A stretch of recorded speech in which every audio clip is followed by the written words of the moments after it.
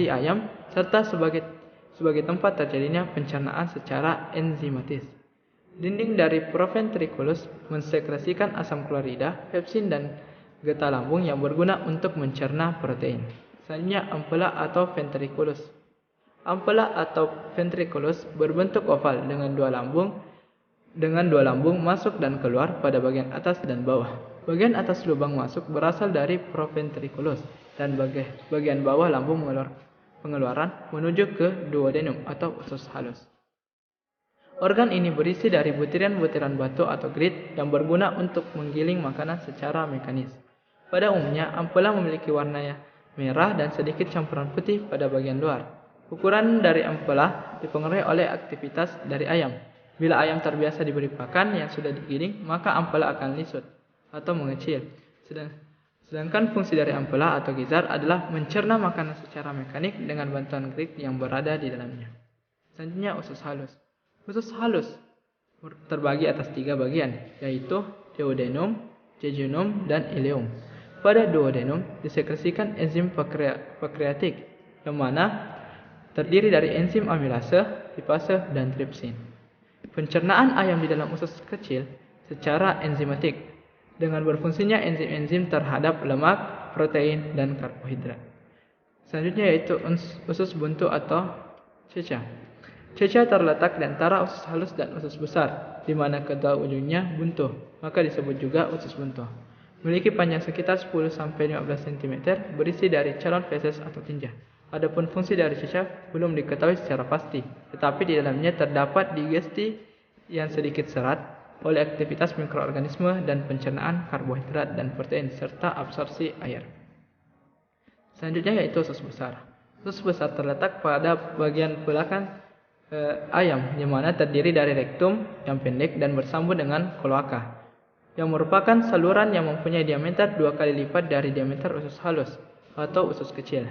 Pada usus besar terjadi reabsorpsi air untuk meningkatkan kandungan air pada sel tubuh dan mengatur keseimbangan air pada ayam. Selanjutnya yang terakhir yaitu kloaka.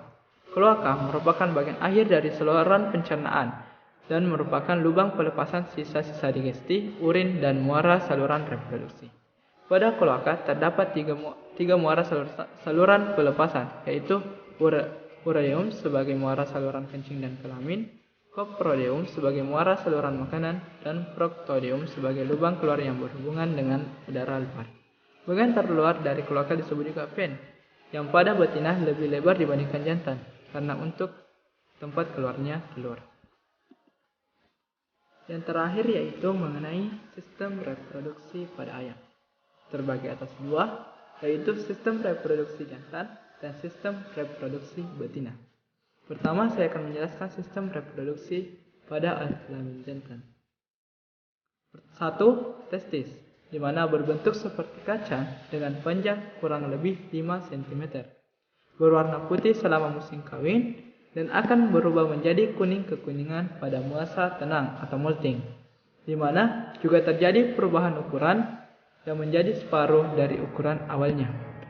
Yang kedua, ejakulat, yang dihasilkan oleh ayam jantan muda umumnya akan mencapai atau hanya mencapai 1 ml. Yang ketiga, epididymis. Epididymis berdekatan atau menempel pada testis.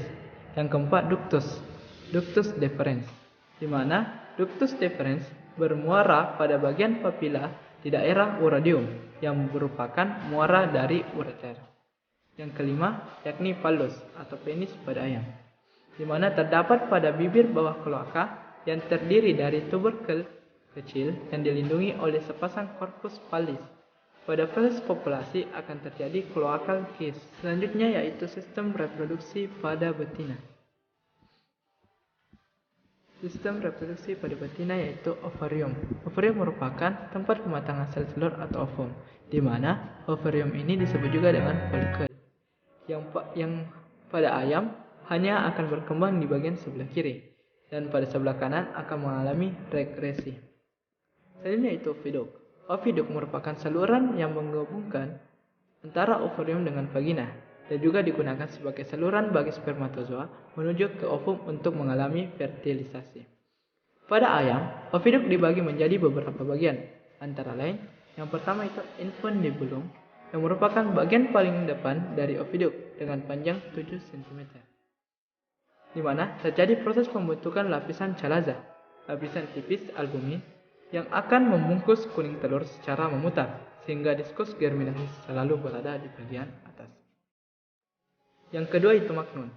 Magnum merupakan bagian oviduk terpanjang yang ukurannya kurang lebih 30 cm.